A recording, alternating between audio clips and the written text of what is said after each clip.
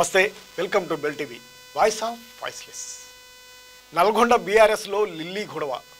ఇక BRS MLC అయినటువంటి కల్వకుంట్ల కవిత చేస్తున్నటువంటి గొడవ బీఆర్ఎస్ పార్టీలోనే ఉంటూ బీఆర్ఎస్కు సంబంధం లేకుండా కార్యక్రమాలు చేపడుతున్నటువంటి కవిత వ్యవహారంపై మాట్లాడినటువంటి వారిపై విరుచుకుపడుతున్నటువంటి తీరు రాజకీయ వర్గాల్లో ఒక విచిత్రమైనటువంటి పరిస్థితులు ఉన్నాయి అనే అభిప్రాయం వ్యక్తమవుతుంది.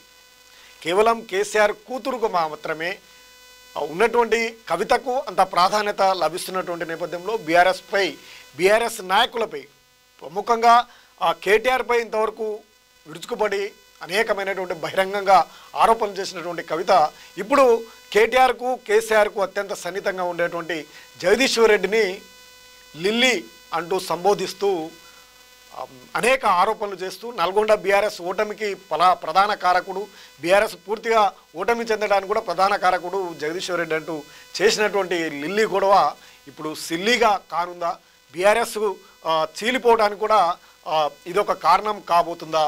ఎందుకు ఆమె ప్రత్యేకంగా జగదీశ్వర్ రెడ్డిపైనే ప్రధానంగా ఆరోపణలు చేస్తూ ఉన్నారు అనే అభిప్రాయం కూడా బీఆర్ఎస్ శ్రేణిలో కొంత ఇబ్బందికరమైనటువంటి పరిస్థితులు అయితే ఆందోళనకరమైనటువంటి పరిస్థితులు ఉన్నాయనే అభిప్రాయం వ్యక్తమవుతుంది. అందుకు ప్రధాన కారణం ఇదే జిల్లాకు చెందినటువంటి దూదుబేట్ల బాలరాజు, మాజీ కార్పొరేషన్ చైర్మన్ అయినటువంటి ఆయన కూడా బీఆర్ఎస్ పార్టీలో జగదీశ్వర్ రెడ్డి వల్ల అనేక మంది ఇబ్బందులకు గురవుతూ ఉన్నారు, అనేక మంది నాయకులకు ఎక్కడ కూడా ప్రాధాన్యత లేకుండా ఇబ్బంది పడుతున్నటువంటి పరిస్థితులు ఉన్నాయంటూ ఆయన ఒక లిస్టు చేసినటువంటి పరిస్థితి కూడా ఉండడం ఇప్పుడు ఇది ఒక సిల్లి గొడవలాగా చిలికి గాలివానలా మారే అవకాశం ఉందనే అభిప్రాయం కూడా వ్యక్తమవుతుంది.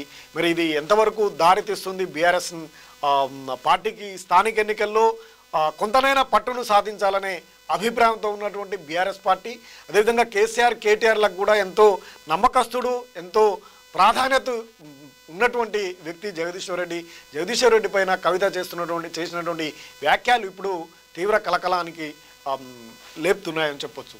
ఇక కవితకు అనేక మంది కూడా సపోర్ట్ చేస్తున్నటువంటి నేపథ్యం.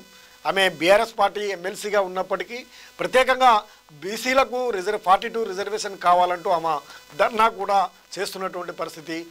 జాగృతి తరపున బీఆర్ఎస్లోనే ఉంటూ జాగృతి తరపున ఉన్నటువంటి ఆమె సంస్థ తరపున చేస్తున్నటువంటి కార్యక్రమాలకు బీఆర్ఎస్ శ్రేణులు దూరంగా ఉంటుండడం, ఆమెపై విమర్శలు వస్తున్నటువంటి నేపథ్యంలో ఇప్పుడు బీఆర్ఎస్లో ఏం జరిగే అవకాశాలు ఉన్నాయి, మరి సస్పెండ్ చేస్తారా కవితను లేదా అనే అంశం కూడా కీలకంగా మారుతుంది.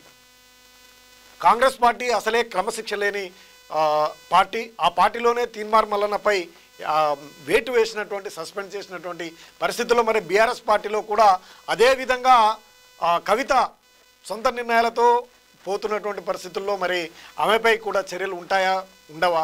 మరి ఈ గొడవ సిల్లీ గొడవలాగా మారుతుందా లేదా బీఆర్ఎస్ పార్టీకి తీవ్రమైనటువంటి నష్టం చేసే అవకాశం ఉందనే అభిప్రాయం కూడా వ్యక్తమవుతుంది.